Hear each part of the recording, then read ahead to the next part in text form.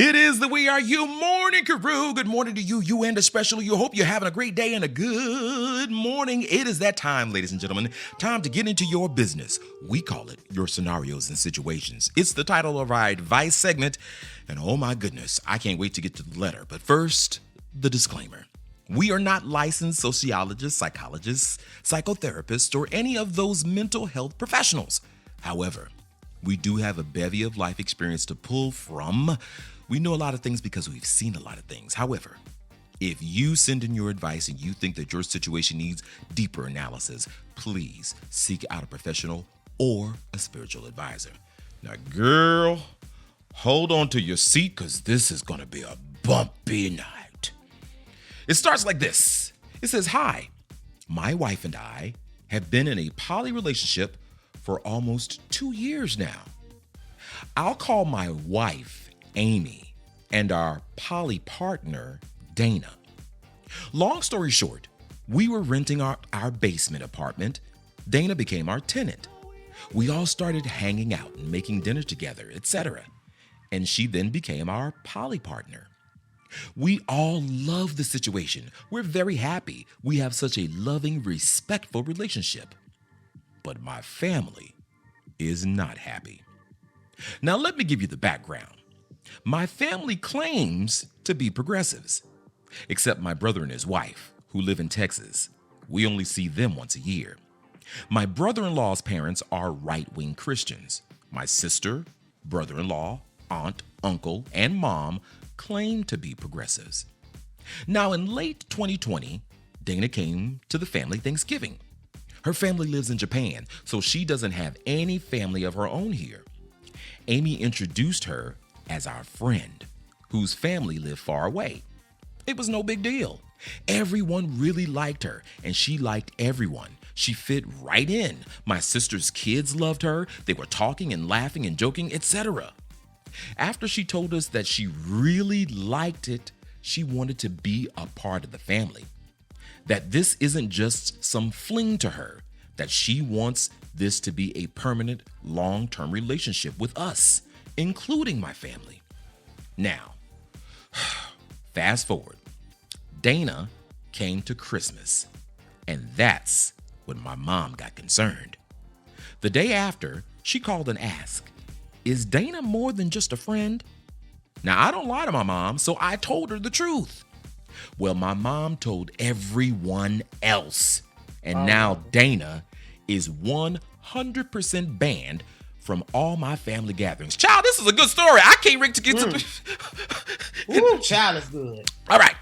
We've also been told that if we have family gatherings at our house, they will not be attending if she's there.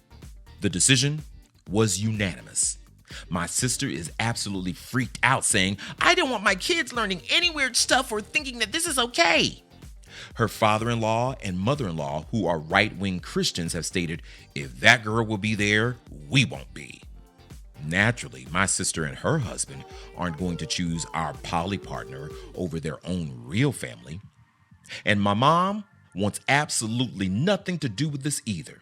She doesn't want to talk about it, hear about it, or discuss Dana at all. Well, my dilemma is this. Do we just leave Dana behind like a dirty little secret? We had to tell the truth, and she was completely crushed by the news, especially because everyone liked her so much, and now she feels like she did something hurtful and wrong. What do I do in this dilemma? Oof. Child, this is deep.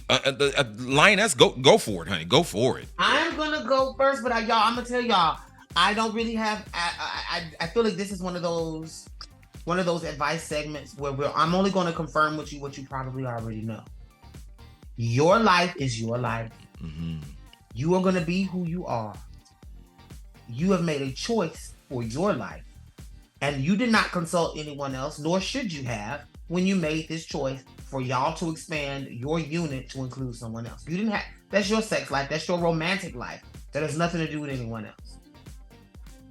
The reality of your situation, though, is, and I'm speaking from experience when I say this, is that there is nothing you're going to be able to do to convince these people to allow Dana into your life, into y'all's family. More importantly, I'm gonna be honest, you're gonna have to be okay with the reality that this might be your time to walk away from your family and feeling like you're gonna be invited to everything.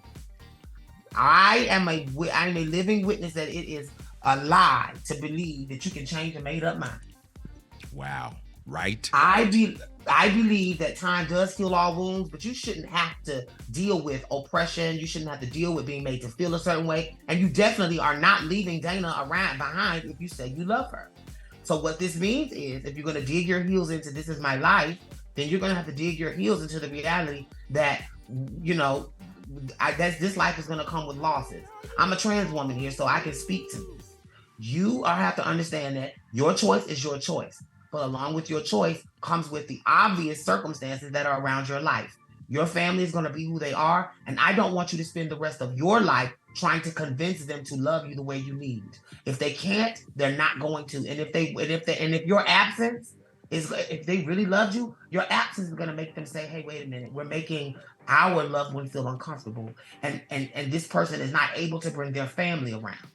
So, and if that's and then they will, if they care about you, they might adjust. But either way, it's not your responsibility to do any convincing here. You haven't done anything wrong. Love on Dana. Y'all love on Dana and love on each other. Because polyamorous relationships work for people who want them to work for themselves.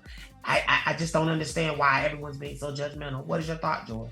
You know, I agree with you most of the way. I do believe that you make life choices to make yourself comfortable, especially as grown people. You're no longer, conforming to your mother's household. You don't live there. She's not financing your life in any way, shape, or form. If she is, then maybe she has a little say, but it doesn't seem that she does. So with that in mind, yes, I agree with you, Lioness.